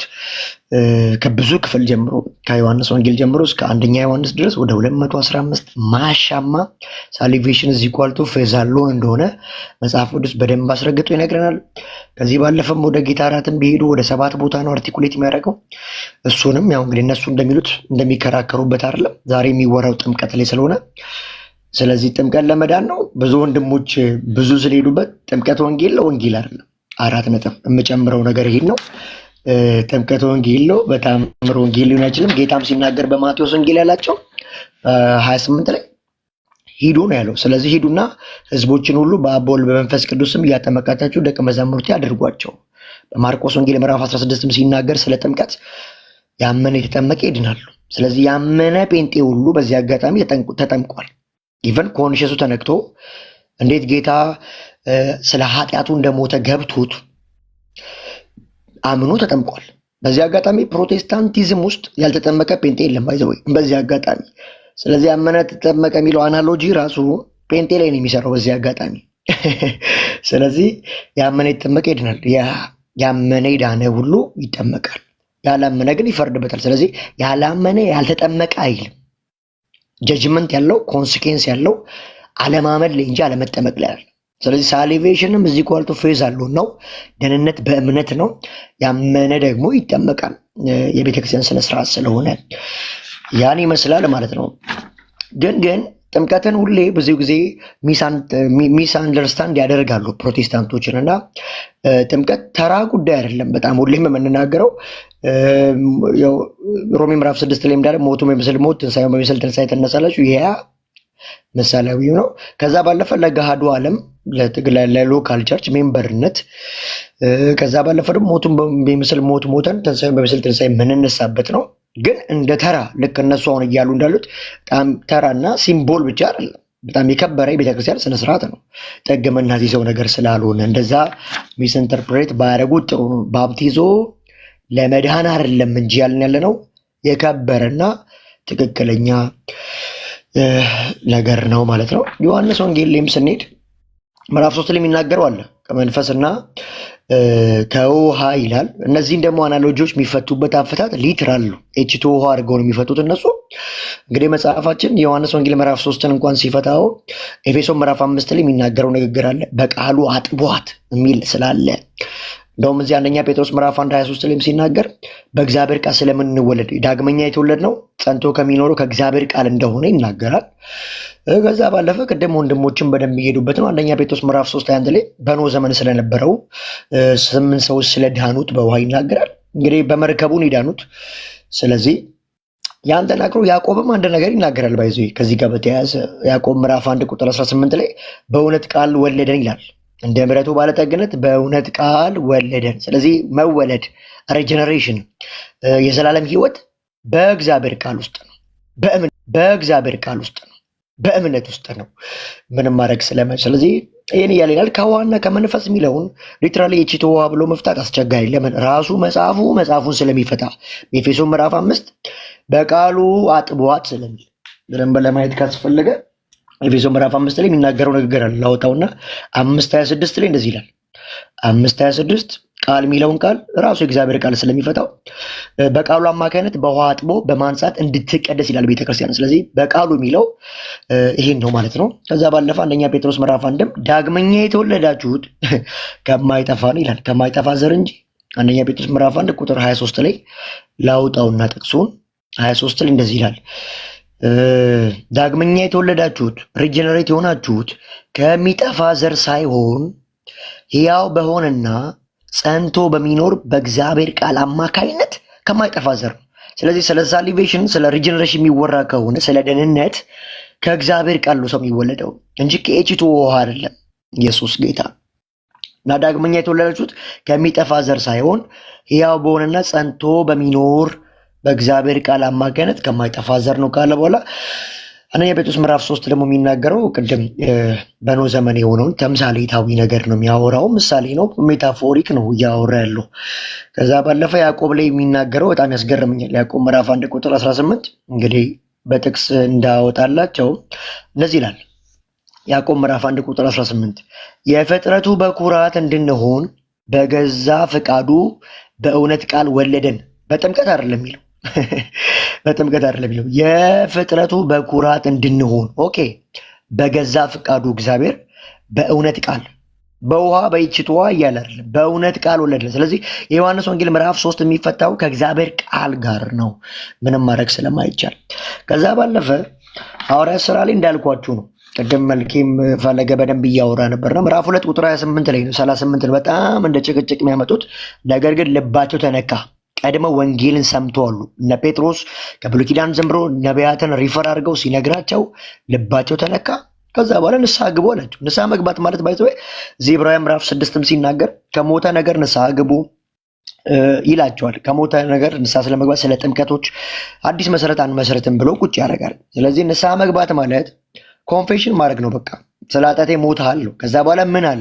የኃጢአት ስርየት ታገኙ ዘንድ ተጠመቁ። ስለዚህ ሰው ንስሐ የሚገባው ኃጢአተኝነቱ ገብቶት በእግዚአብሔር ፊት ጻድቅ ለመሆን እኔ አልችልም አንተ ትችላለህ ነው። ልክ እዚህ ሁለተኛ ቆሮንቶስ ምዕራፍ 5:21 ላይ እንዳለው እኛ በእርሱ ሆነን የእግዚአብሔር ጽድቅ እንሆን ዘንድ ኃጢአት ያላወቀውን እሱ ስለኛ ኃጢአት አደረገው ይላል። ስለዚህ እኛ ጻድቅ የምንሆነው ጀስቲፋይ የምንሆነው ምንድነው? የእኛ ኃጢአት ለኢየሱስ የኢየሱስ ጽድቅ ለእኛ ሆኖ ነው። ለዛ ነው ሮሜ ምዕራፍ 6ም ሲናገር መጨረሻው የኃጢአት ደሞዝ ሞት ነው ይላል። ስለዚህ የእኛ ኮንሲኩዌንስ መጨረሻችን ጀጅመንታችን ምንድነው ሲባል ሞት ነው። ስለዚህ በመስቀል ላይ የሚሰቀል ሁሉ የተረገመን ይላል መጽሐፍ ሲናገር። ኢየሱስ ስለኛ እርግማን ሆነ። ወንጌል ይሄ ነው፣ ጥምቀት አይደል። እና ሐዋርያት ሥራ ላይ በጣም ብዙ ቦታ ከጥምቀት ጋር አነካክቶታል። ምዕራፍ 2 8 9 10 11 16 18 22 ላይ ኤቭሪ ሐዋርያት ሥራ ስለ ባፕቲዝምና ስለ ጥምቀት ሲያወራ ቀድሞ ወንጌል ይሰበካሉ፣ ልባቸው ይነካል፣ ንስሐ ይገባሉ፣ ከዛ ይጠመቃሉ። እንደዛ ነው ሲሆን የነበረው ኤቭሪ ሐዋርያት ሥራ ላይ ማለት ነው። እንግዲህ እዚሁ ሐዋርያት ሥራ ምዕራፍ 2ም ሲናገር ንስሐ መግባት የኃጢአት ስርየት ማለት ነው። በክርስቶስ ኢየሱስ ደግሞ መጠመቅ። እንግዲህ ሰው ንስሐ ከገባ የኃጢአት ስርየት ካገኘ እንዲጠመቅ ምንም የሚያገደው የለም። ልክ እንደ ጃንደረባው ማለት ነው። ቃሉን ተቀበሉ ተጠመቁ እያለ ይሄዳል። ሮሜ 6 ላይ የሚናገረው ያንን ነው። ከክርስቶስ ኢየሱስ ጋር አንድ ለመሆን መጠመቃችንን፣ ከሞቱ ጋር ደግሞ አንድ ለመሆን መነሳታችንን ለማሳየት ነው። እንደውም ከዛ ወርዶ በአዲስ ህይወት ለመኖር ይላል መጠመቅ በአዲስ ህይወት። ከዛ ከሞቱ ጋር ከተባበረን ከትንሳኤው ጋር ደግሞ እንተባበራለን ብሎ ሮሜ ቁጭ ያደርጋል። ከዛ ባለፈ ቆሮንቶስ ላይ በጣም የሚገርመኝ ሳልናገር ማለፍ ማልፈልገው ስለ ጥምቀት ሁሌም ሲነሳ የመጀመሪያ አይምሮ ላይ ሮጦ የሚመጣው የአንደኛ ቆሮንቶስ ምዕራፍ 1 ቁጥር 17 ነው። በጣም የሚገርመኝ ቃል ነው። ማለት ጳውሎስ ሐዋርያው ጳውሎስ ጌታን ደማስቆ ላይ ኢንካውንተር ያደረገ የአሕዛብ ሐዋርያ ለጥምቀት ቦታ አልሰጠም ነው የምላችሁ። እኔ ይገርመኛል፣ በጣም ነው የሚገርመኝ። እንደዚህ ይላል ከ14 ጀምሮ ጳውሎስ አልጨነቀውም ጥምቀት፣ ወንጌል የጨነቀው። ስለዚህ ጥምቀት ለመዳን ነው። ኢትስ ፋላሲ ባይዚ በተአምር ማይመጣ አናሎጂ ነው። እንደዚህ ይላል ጳውሎስ በአንደኛ ቆሮንቶስ ምዕራፍ 1:14 ላይ ከቀርጶስና ከጋዮስ በስተቀር ከእናንተ ማንንም ስላላጠመቅኩ እግዚአብሔርን አመሰግናለሁ። ጳውሎስ እግዚአብሔር የምታመሰግነው በምንድን ነው ሲባል ማንንም ስላላጠመቅኩ ይላል። በጣም በቃ ስለ ጥምቀት ሲወራ ውስጤን ኢንፍሉዌንስ የሚያደርገው ቃል ነውና ከቀርጶስና አለ ከጋዮስ በስተቀር ከእናንተ ማንንም ስላላጠመቅኩ ስለ ጥምቀት አይደል የተወራል። ጥምቀት ወንጌል ነው አይደል? ይኸው ጳውሎስ ራሱ ቦታ አልሰጠውም። ከሚገርማችሁ ችላ ብሎ ነው ያለፈው። ማንንም ስላላጠመቅኩ እግዚአብሔርን አመሰግናለሁ። ጳውሎስ ምንድነው እግዚአብሔር የምታመሰግነው ሲባል ማንንም ስላለማጥመቅ ይላል ከእናንተ በቀር። ከዛ ደግሞ አንድ ቤተሰብ የእስጢፋኖስ ቤተሰቦችን አጥምቋል። ቁጥር 16 ላይ እንደዚህ ይላል፣ በእርግጥ የእስጢፋኖስንም ቤተሰብ አጥምቄያለሁ። ኦኬ፣ ከዚህ ሌላ ግን አለ ማጥመቄ ትዝ አይለኝም። ታዲያ ምን እያላችሁ ነው? ጳውሎስ ስለ ጥምቀት፣ ስለ ባፕቲዞ፣ ስለ ኢመርሽን ሲወራ ትዝ አይለኝም ካለ ቆይ ለምንድን እናንተ ትዝ የሚላችሁ? በጣም የሚገርመኝ በጣም ነው የሚገርመኝ። ትዝ አላለኝም አለ በጳውሎስ በወንጌል ሚሽን ውስጥ ከአንድም 3 ሚሽናዊ ጉዞ ወጥቷል። የወንጌል ጉዞ 13 ላይ በአንጾኪያ ተመርጦ ከዛ 15 በኋላ 18 ላይ እስከ ሮም ድረስ ሄድ ታያላችሁ። ግን ማጥመቅ ትዝ አላለውም። ታዲያ ለምንድን ነው ማጥመቅ ትዝ እያለን ያለው? ከቀርጶስና ከጋዮስ ደግሞም ከእስጢፋኖስ ቤተሰብ ውጭ አላጠመቅኩም አለ። በጣም የሚገርመኝ 17 ላይ ያለው ቃል ክርስቶስ የላከኝ አለ። በደንብ ይትሰምርበት እዚህ ጋር ክርስቶስ የላከኝ ወንጌልን እንድሰብክ እንጂ እንዳጠምቅ አይደለም። ታዲያ አሁን በተለያየ ከፕሮቴስታንት ዲኖሚኔሽን ውጭ ያሉ ሃይማኖቶች ጥምቀት ለድህነት ነው፣ ለኃጢአት ስርየት ነው ካሉን መጀመሪያ ፋይት ማድረግ ያለባቸው ጳውሎስን ነው፣ እኛን አይደለም። ጳውሎስ ራሱ ምን አለ? እኔ እግዚአብሔር የላከኝ አለ ወንጌል እንድሰብክ እንጂ እንዳጠምቅ አይደለም። ታዲያ ጳውሎስ እግዚአብሔር ሲልከው ምንድን የላከው ሲባል ወንጌል ስበክ ብሎት፣ የሚያድነው ወንጌል ጀስቲፋይ የሚያደርገውን ጻድቅ የሚያደርገው ወንጌል ስበክ ነው ያለው እንጂ አጥምቅ አላለው። ይኸው እንግዲህ ጳውሎስ እያለ ነው። ስለዚህ ዱላቸው ከማን ጋር ነው ሲባል ከራሱ ከጳውሎስ ጋር ነው። መጀመሪያ ጳውሎስን ፌስ ማድረግ ያስፈልጋል በጥምቀት ጉዳይ ማለት ነው። ስለዚህ ወንጌል እንድሰብክ እንጂ እንዳጠምቅ አላከኝም ካለ እንዴት ነው ትውልዱ ላይ ጥምቀት አሁን አከራካሪ ሆኖ የሚታየው? በምን ሂሳብ ነው ብዬ አስባለሁ። ከዛ ገላትያ ላይ የሚናገራል። ገላትያ ምዕራፍ 3 ላይ ከክርስቶስ ጋር አንድ እንሆን ዘንድ የተጠመቅን እንደሆነ ይናገራል። ከክርስቶስ ጋር አንድ ለመሆን ክርስቶስ እንደለበስን ይናገራል ገላትያ ላይ። ከዛ ባለፈ ኤፌሶን ምዕራፍ 5ም ቅድም እንዳልኳችሁ በቃሉ አማካኝነት በውሃ አጥቦ በማንጻት እንድትቀደስ በምን ሲባል በቃሉ በእግዚአብሔር ኃይል በውሃ የሚለው ደግሞ የእግዚአብሔር ቃል እንደሆነ ከያዕቆብ ምዕራፍ 1 አንደኛ ጴጥሮስ ምዕራፍ 1 ከዛ ያን አይተናል። ቲቶ ላይ የሚናገረው ንግግር አለ። ስላደረግነው የጽድቅ ስራ ሳይሆን ይላል ቲቶ ምዕራፍ 3 ቁጥር 5 ላይ ከምሕረቱ የተነሳ አዳነን።